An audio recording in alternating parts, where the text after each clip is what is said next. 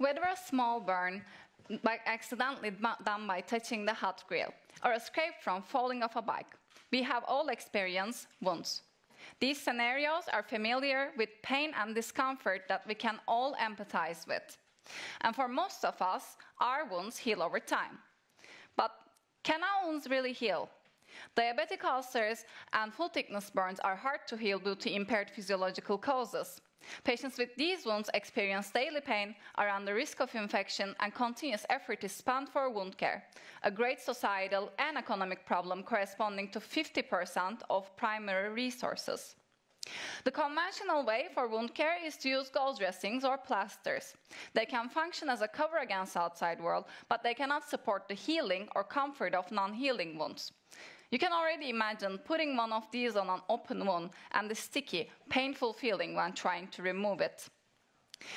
Bacterial cellulose membrane is a commercial dressing used in treatment of hard-to-heal wounds. It conforms well to the skin, maintains a moist environment to support healing, absorbs wound exudates, and reduces patient discomfort, while the translucency can allow ease of wound monitoring. But cellulose is also found abundantly in trees covering 70% of Sweden.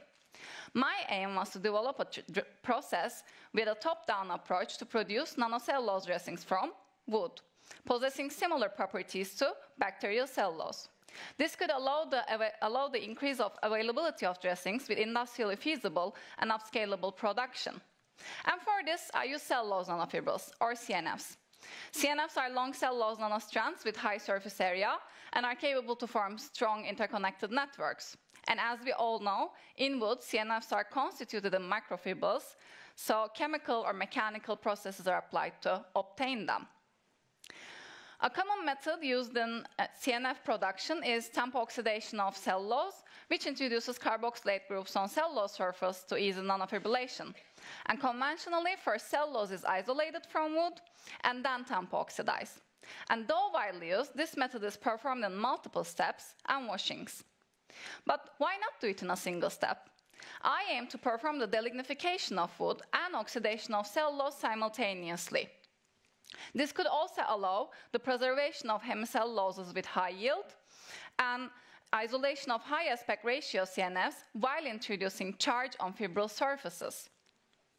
And I use sawdust as a raw material, a commercially available grade of wood obtained as byproduct of saw processings. In Sweden, roughly 2 million cubic meters of sawdust is estimated to be produced annually.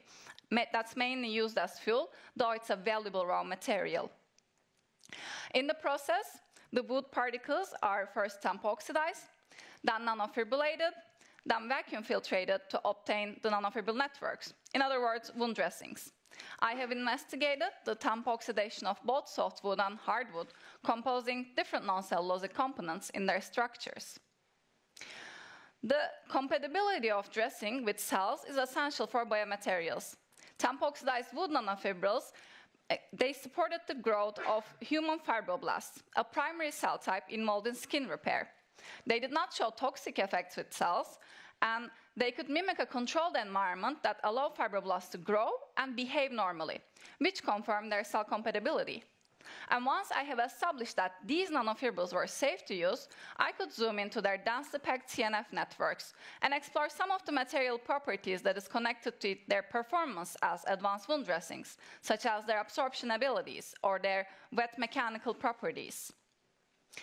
Dressings with good absorption capabilities can effectively manage wound exudates and maintain a moist environment that can promote faster healing. And these dressings could absorb approximately 30 times of their dry weight, which was due to the hydrophilic nature of cellulose and the oxidation on fibrous surfaces. The structural stability of the dressing in wet state is also crucial to avoid the failure of dressing while covering the wounds.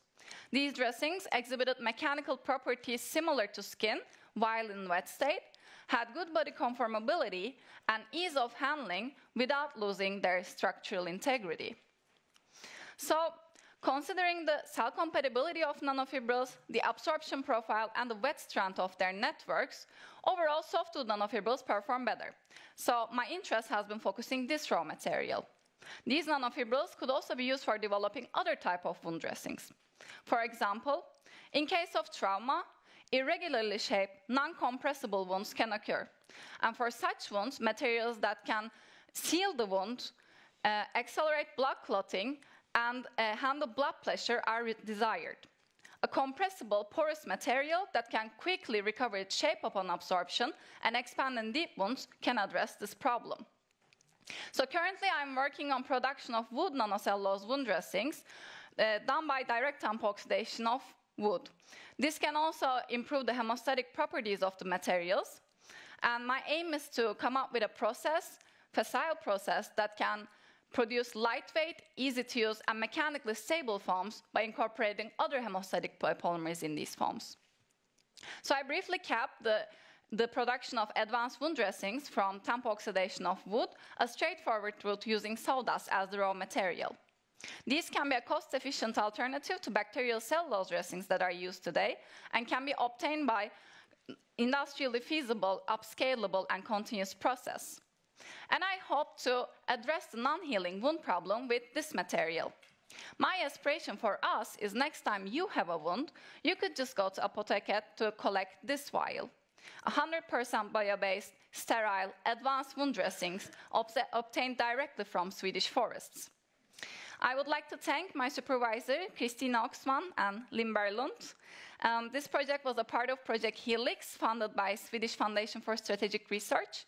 I would like to thank Gunnar Sundblads forskningsfonds for giving me this opportunity, and thank you for listening.